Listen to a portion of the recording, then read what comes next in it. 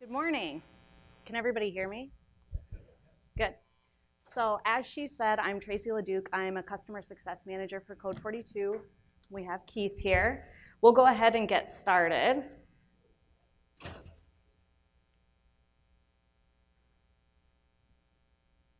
little bit about our presentation agenda here. I won't go through it. I'm sure all of you can read.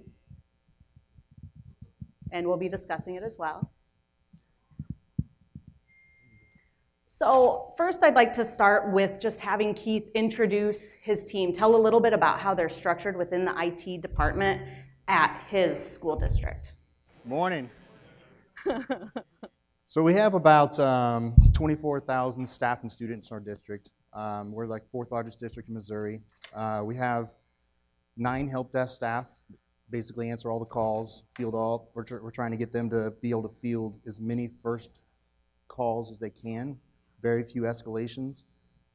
So our engineers, we have 3 systems engineers and 4 support techs that go out and actually do stuff that the help desk can't resolve on the phone. So our team is pretty small in terms of relative to the number of users in the district, but we're pretty efficient as well. Perfect. And he already mentioned a lot of this, just a few more details in regards to the school district itself. So one of the things that a lot of my customers, as well as other organizations that I don't deal with, are trying to do is determine whether or not a self-service culture at the organization makes sense, right? So I wanted to get some feedback from Keith on why they decided to move forward with that versus having the IT team take care of all of the requests themselves. So a lot of the stuff that we've done in the past, we were very decentralized. We had a support tech in every building. We have about 40 buildings in our district. And I felt support was you get a different answer in each building, different answer from each person, and nothing was very consistent. So around about 2011, we decided to centralize our support model. And that also was around the same time we switched to the Apple platform. We were a complete Windows platform before, but switching to Apple in 2011, we went MacBook Pros or MacBook Airs and for all the high school students. And we also went Jamf at the same time. So we've been a Jamf customer since 2011. We realized quickly that self-service can be used for a lot more than just app installs. And we'll get into that here in a bit. But I think the biggest thing is because of our small staff, utilizing some of these features and stuff that you can do inside of self-service has really helped us be able to accomplish the things we need to do. So as basically he alluded to, it's going to have faster resolutions because you don't have the small IT staff having to deal with all of the daily requests. They have more control by implementing things like that, and they can move forward and get more done. So I've had a lot of people that have come to me asking about self-service and how to put it in, and the biggest concern that I hear is that it's really hard. It's really hard to get people who are used to having IT do absolutely everything for them to take a step back and for them to realize that they can do it themselves. So how do you go about doing that? So for us, the trick was, and we'll go through this a little bit later, but there's things you can do to entice people to go to self-service. You need to put something out there. For us, it's printers. I mean, every teacher loves to print, so you can't get a printer unless it's in self-service. So we're starting to do that, and there's a lot of stuff coming with Jamf Pro 10. We have the links and stuff that we're talking about today are self-service plugins. We have those, but they're all generic because you can't scope them per group. But now we'll be able to have separate staff links, separate student links. We can even do it by grade level. There's so many things we're going to be able to do with Jamf Pro 10. We're very excited about it. But the biggest thing is to find something to entice those users to come there, do things for them. A lot of our support calls, we can direct them right into self-service for a resolution that they're able to do. It feels like it gives them a little bit more control and power of actually doing things on their own.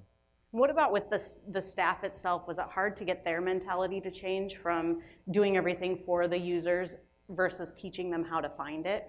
Yeah, I mean, it's taking time. Every 3 years or so, we lease our devices. So about every 3 years, we're doing a refresh. We do a 4-year lease, and it just ends up about 3 years every year.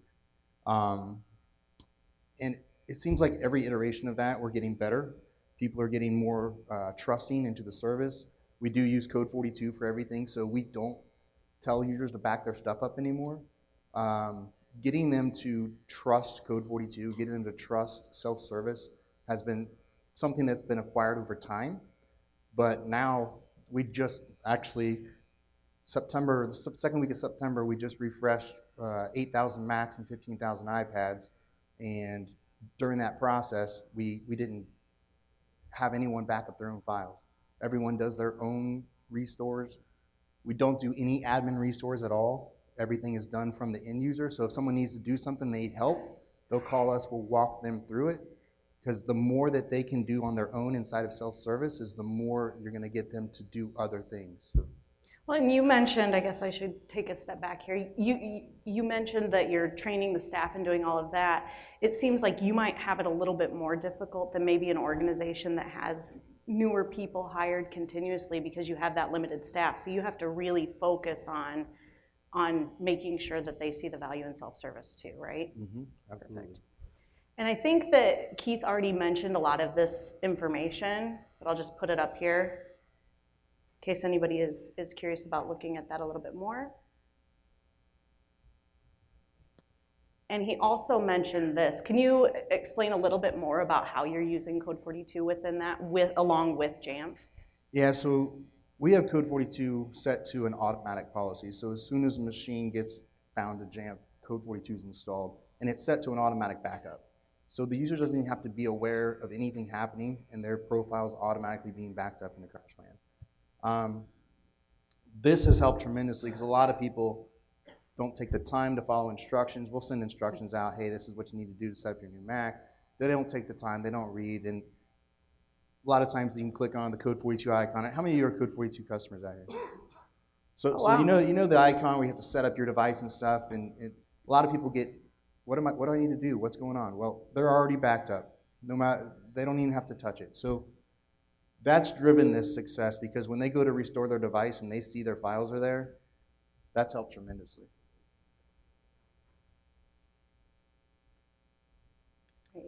And do you want to go into, you already mentioned this, that you don't do any admin restores, and that's on here as well. Do you want to go into a couple more of the data points here that you think are Yeah, so this noteworthy? data is going to look a little skewed because obviously active devices versus active users, we're in the middle of a refresh, so more devices than actual user count. But we do, I think there's some numbers missing on here. I think our average size is about 36 gigs per user of a backup, and we're backing up their entire profile, so the user profile on their device. As you can see, we have absolutely zero admin restores. We do not do a push restore. We do not do a web restore. We guide the users to do it themselves, kind of fostering that self-service mentality. Because the more the users can do on their own, the less calls hopefully you'll get in the future. And that's kind of how we treat all of our support is the more we can guide the users to do these things, I think the better off your support techs are going to be. But some of these numbers, like, let's see. I mean, like average restore size 2.5 gigs. That's obviously big profile restores probably because most of our stuff in the past couple weeks has been device refresh. And we're still in the middle of it. We're going to be done probably by Thanksgiving break. But how many of you are education? So we do everything over the summer, right? Well, we just did it all twice. So it was yeah, as soon as school started, they're like, okay, device refresh time. We're like, great, thank you. Because you hadn't just done it, right? Yeah. So this goes into that in a little bit more detail, what you've been doing. Yeah, so prior to this, we were not actually one-to-one. We have about 20,000 students total. And we had roughly 3,000 iPads and about 12,000 MacBooks. And our MacBooks at the K-8 level were in carts, so it was not a true one-to-one model. And during this refresh, we were able to essentially swapped the value out, and now we have 15,000 iPads and 8,000 Macs, and we did not increase our costs at all. So by doing that, we were able to do a complete refresh of all of our devices all at once. And so it's a big undertaking because we had 2 months to do it in. But I think what it's allowing us to do is provide K-8 with a better experience, because carts really only get used for testing. They're struggling, they fight for time, and it's tough.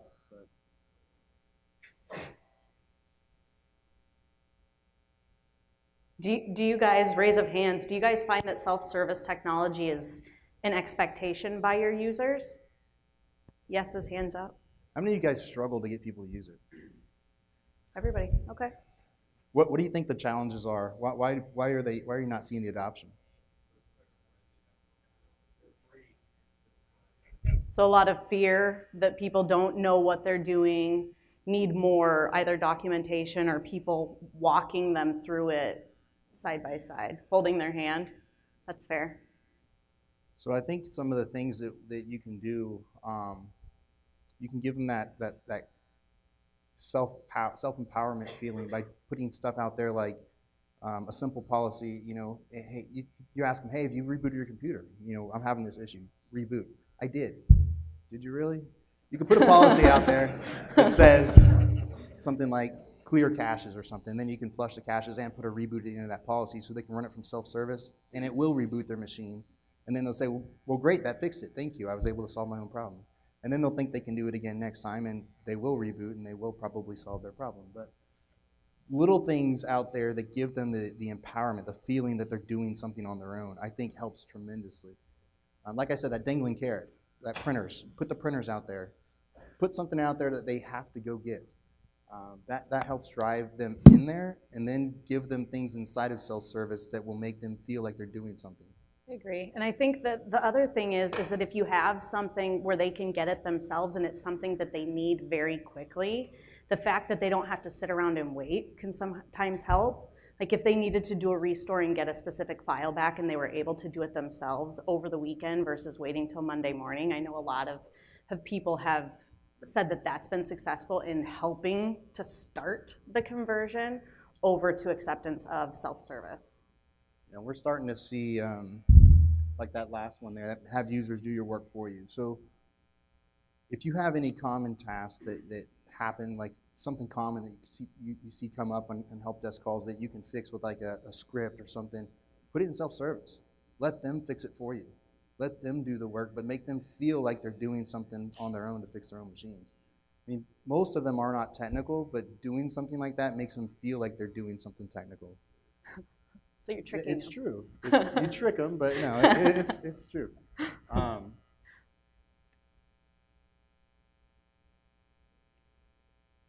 And so there's a little bit about us. I mean, we primarily talked about that. It sounds like a lot of you use us. If you're interested in learning more at all about Code 42, stop by our booth. Let us know what we can do to help you. We do have the self-service capability. You can choose whether or not to turn it on. So if you don't either trust your users or want them to do anything, you can turn off that capability. But it is a nice thing to have, and it does move you forward with that self-service technology. So I do have a lot of customers that are doing it today. I won't go into a big spiel, but do stop by our booth, talk to me after the session, be happy to answer any other questions that you have in regards to us specifically. And then let's go back. Do you want to add something? Well, no, we decided to keep this short because we figured engaging you in these things, having you ask questions, and figuring out things that will help, because almost the whole room raised their hands when they said they're struggling to get people to use self-service. So do you want to be, we have mics on both sides, so if anyone wants to talk about things that we're doing to help drive them, some of the scripts we're doing, things to help them feel like they're being more empowered, we can go through some of that as well. Yep. Or if you have suggestions for the rest of the group on maybe tips that you have that may be helpful, that would be great as well. So raise your hand if you have questions and they'll bring the mic around. We have one right up here.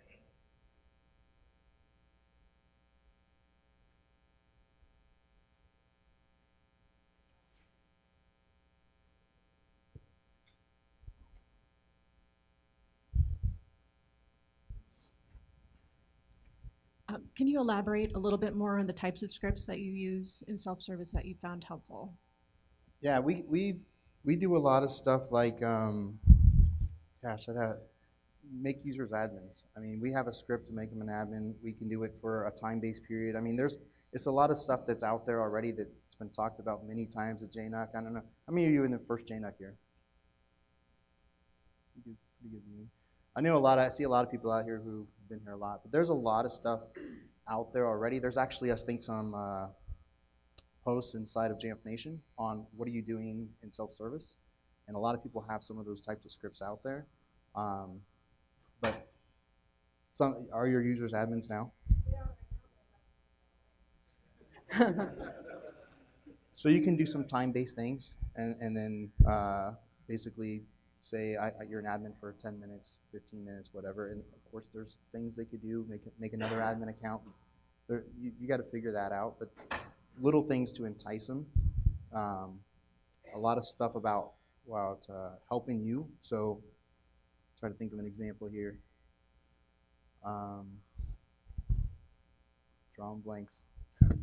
It'll come to you in a moment, I'm sure. Yeah. And then you can always bring it back. Anybody else?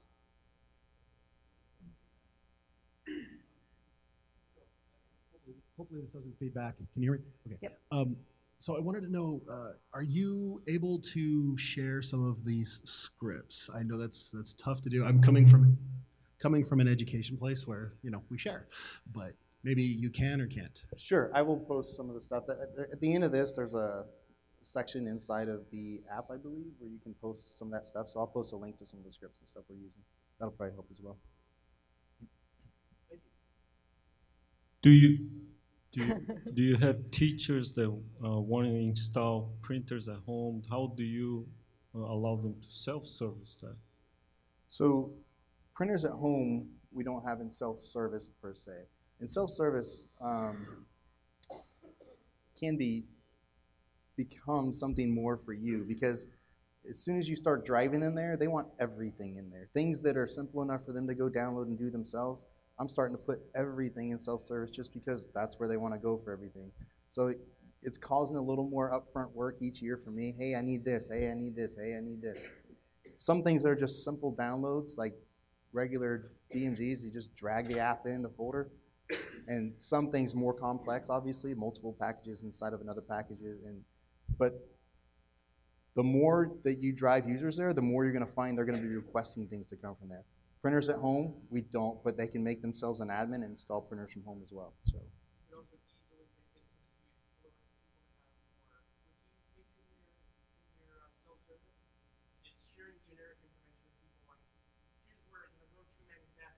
Can you wait just 1 second?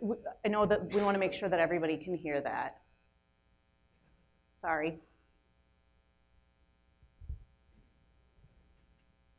Yeah, I feel like this is pretty, if that single topic could be covered with a very generic documentation of wiki articles for your employees or, teachers. Something with printers, follow, to a link where you have either a PDF or a link to your wiki where you can share information of, go to manufacturer X, find downloads, etc. A lot of that can be filled with just trying to get blanket information to a wide, issue. Basically focusing on that wiki and utilizing that in self-service is huge, and it has been huge for us.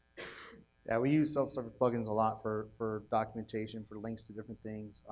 Those plugins, like I said, what are they called now? What's the new plugins called in 10? Bookmarks. Bookmarks, I think, are going to be amazing for us because we use the heck out of them. We're going to be scoping them multiple levels, being able to target specific people with specific bookmarks. I think that's going to help with specific documentation for all sorts of things. So it'll be amazing. There's a hand up right back there.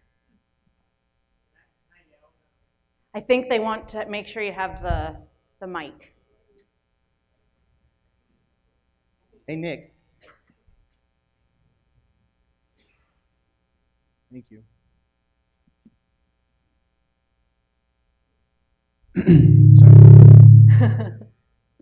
What's your process like for getting your end users used to the Code 42 environment? I know it's pretty user-friendly, but I'm sure there still has to be a little bit of a learning curve. Yes, there was a big learning curve, especially the first device rollout, because every time you get a new device or even image a device and set it back to default and then install the app again, you have to either replace a device, which is a scary word for people. You're replacing my device. What does that mean? Am I deleting my backup? So there was a lot of, that's why I say the comfort had to come in. We've trained them many times, and we can send them as many videos as we want, PDFs as we want. Sometimes they watch them, sometimes they don't. But the terminology used to be adopt, which I felt was a better term, but now it's currently replace. And you're replacing not the backup, you're replacing the GUID on the backup with the GUID of the current machine, so basically you have one backup to restore from. And that, I think I'm still seeing, you saw our device count per user. I think we're still struggling with that because as people replace those GUIDs, the device count will go back down.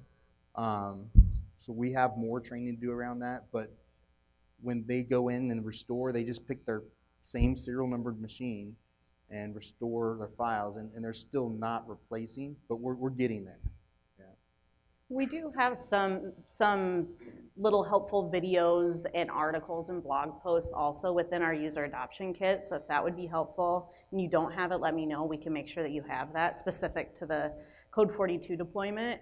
But I think it's just getting them used to it. You did say that after a while they stopped questioning it so much and felt comfortable enough to do some of the restore functions at least, even if it's not. Yeah, and 6.5, there's doing a whole bunch of, 6.5 of CrashPlan, they're doing a whole bunch of new client-side updates, so I'm hoping a lot of that will help as well. Can you hear me? Oh, there we go. I'm speaking to you from behind a pillar. Oh, I see you now. Yeah. Don't be scared. You said earlier that one of your solutions involved giving them your users the ability to self-service, promote themselves to admin accounts, which I don't know if my security team would go for that, but it's a really interesting concept I hadn't thought of. How do you time that? Are you creating a launch daemon that's gonna? Yeah, there's a few ways to do it. You can use a launch daemon. You guys use Nomad? Not currently, no. Nomad now has a feature as well where you can do that as well, built inside. But we are setting a launch daemon with a timer, and then going back and it just basically removes it after that. So. Also, to the earlier gentleman that was asking about home printers, I don't know if anybody else adds their non-administrative users to the LP admin group, but that's one way you can get around that so that they can add their own home printers themselves without having admin access. Perfect. Yeah, there's a hidden group. It's called _LP admin. If you add the everyone group to that LP admin group, they all can add printers to their machines without being an admin. We have a question right up here.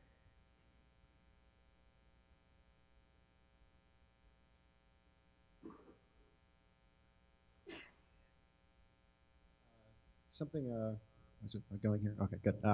Something we run up against sometimes in our department is this line of, okay, our local administrators like to see this buy-in of the hands-on approach and things like that. I'm just curious, as you kind of made this pivot, how did you sell that? How did you address that kind of that culture shift and that mindset from local administrators that like to see that kind of boots on the ground, butts in seats approach?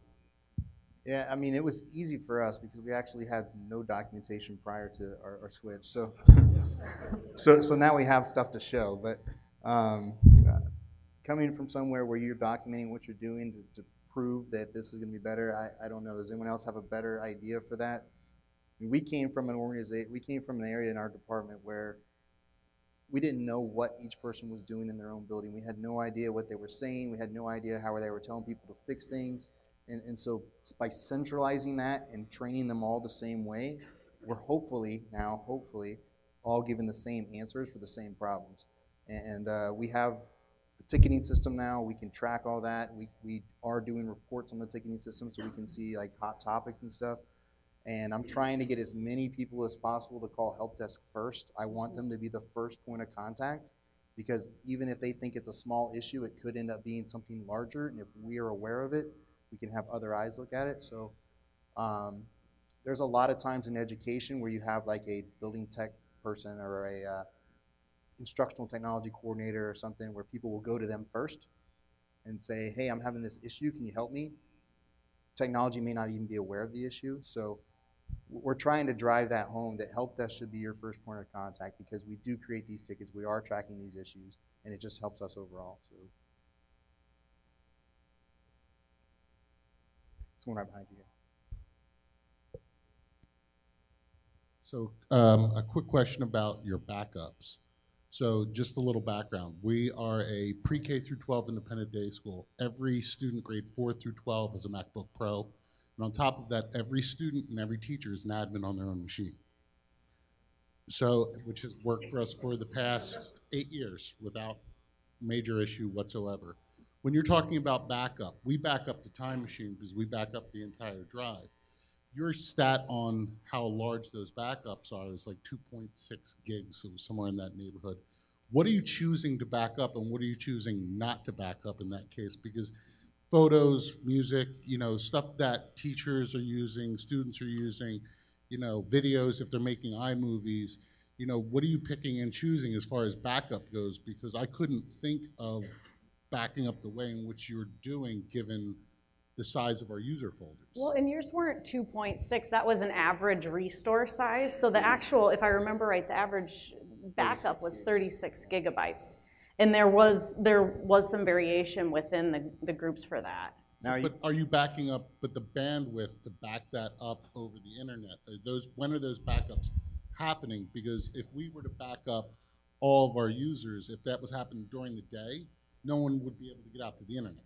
so CrashPlan is more like a Dropbox type service where it throttles. You can set throttles, you can set CPU throttles, you can set network throttles, you can set memory throttles. You can say if I exceed this, slow down the backups.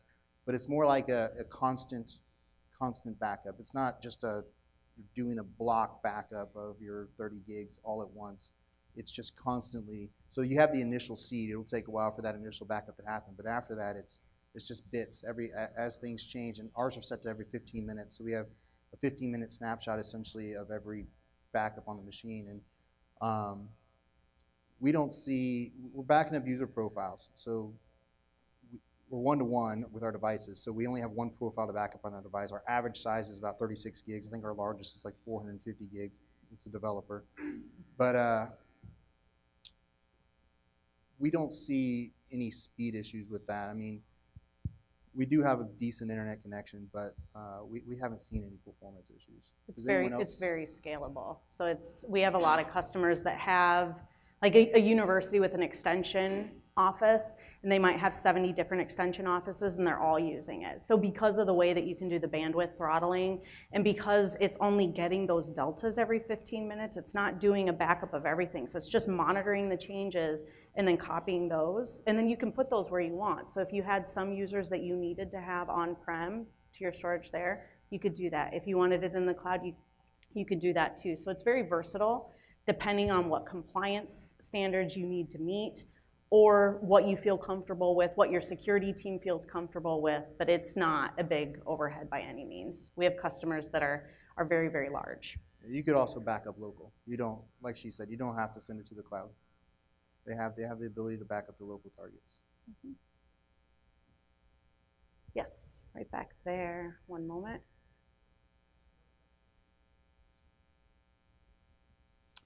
So you mentioned that you are doing a lot in your self-service portal, things like applications, printers, and scripts.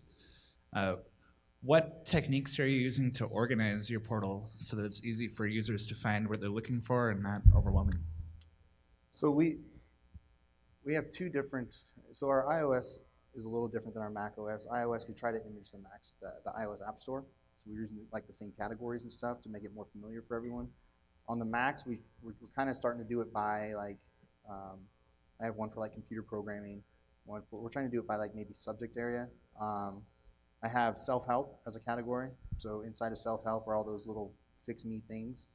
I'm also doing stuff like smart groups for uninstall. So if you install an app, it knows you're a member of the smart group, you have the app installed, so then it removes the app and puts an uninstaller in there. So there's a lot of things I'm doing to make the users feel more empowered, because having stuff in there, like, not everything uninstalls cleanly.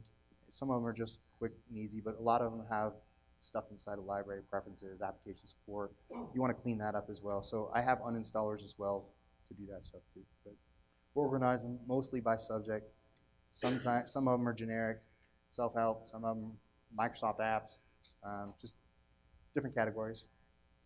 There's Thank also you. a search. Hello? It's the pillar guy again, sorry.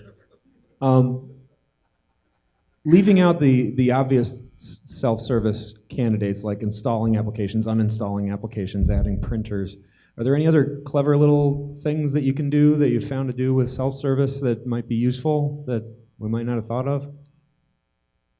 So if you want to get into some of the advanced scripting stuff, there's attributes inside of self-service that you can specify, and you can call out specific things inside of scripts using those attributes. So you don't have to necessarily have multiple scripts do multiple things. You can use an attribute or a profile using the same script, but calling different stuff with different attributes. I don't know, it's kind of hard to talk about it without a visual, but how many people are using attributes and scripts and stuff and doing the few of you? So that's good. So I think some of that stuff is when you start getting into more, it can help save you time when you start figuring those out, because you can write a script once to utilize those attributes and then create multiple policies on those attributes and specifying different things. So I can't even see them, but There, do you see his hand now? I think does somebody else already have the remote or the mic? Yeah, so well, good morning. Sorry. So one question I had was, with self-service, are you seeing more of your cultural shift happen because of kind of self-help, or has it been to add-ons? Is there like a ratio there that has really helped drive your culture a little bit more towards a self-service versus do it for me? Yeah, I mean, like I said, our initial drive is always printers. Printers will always be there for teachers, and they're always going to want them. Applications were next, getting their app in there, and then self-help helped. But now that they're in there more and more apps. So they became dependent on their apps being in self-service. No matter, even if it's something simple they can download on their own, they're becoming dependent on it being in self-service. So like I said, I'm getting requests all the times for the smallest, simplest little things to be put in self-service. And so now it's become this thing. This is the only place we don't believe in downloads anymore, I guess. We just, self-service is where you get it. So. Yeah, and I guess to follow up with that, I'm not in the education market, but just coming from an area where we do a lot of builds with all the applications that they need already. So just trying to understand, how do we still move to that same culture of self-service, and is that more around kind of what you said, the self-help versus just continuous add-ons? Yeah, I mean, I think self-help will help you drive people. Are your users all admins on their machines, I assume? No. No. So self-help will help a lot then. If they're not admins, there's a lot of things that you can do to allow them to do that they can't do today. So giving them that, like I said, that power, that empowerment, I think will help quite a bit. It looks like we have time for one more question. As you move everything into self-service, as that becomes your one ring to rule them all, right? Can you tell me about any pitfalls or gotchas that you ran into? Anything that didn't work out the way you wanted it to? I mean, just larger installs. The bigger installs you have, I mean, depending on your bandwidth, I think you guys said you have very limited bandwidth. You may want to break stuff apart like Microsoft Office. You may want to break it apart into Word, Excel, PowerPoint. Instead of the whole install, because currently with self-service there's not much notification going on of, like, if a big download happens, it's just the progress bar goes and it just waits, and then the install happens. And they're working on more progress awareness, more of a customer view so they can see progress. It's very minimal in self-service today, so the larger packages, if you have slow bandwidth, do look like they've stalled or do look like they've paused. But other than that, we are self-hosted, so we have all our JSS internally. We used to have SMB distribution points up until May. Now we're using an EC2 instance in Amazon. But like I said, our bandwidth is not a problem. So all of our packages that we build all come from Amazon, and anything we do have some VPP apps, so Mac App Store, iOS App Store. Those obviously come right from Akamai and Apple, but everything else is coming from EC2. So S3, I guess. Well, I know that we're running out of time here, so I'd like to thank everybody for coming. If you do have additional questions, I'm sure that Keith would be happy to talk to you privately. If you have questions about Code 42, feel free to come by our booth. We're right as soon as you walk in the door, or feel free to talk to me after the session as well. Yeah, thank you guys. Thank you.